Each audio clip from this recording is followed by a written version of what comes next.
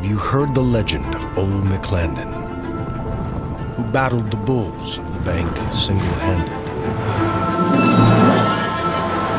then evaded the waves that Poseidon had summoned, and wrangled the gangs of the docks by the dozen?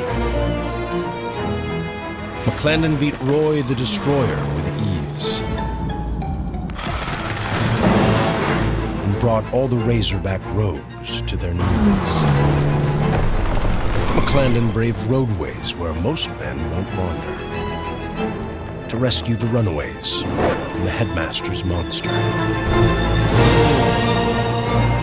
I sure would have loved to see her that fine hour, and perhaps catch a glimpse of the source of her power. Make every day legendary.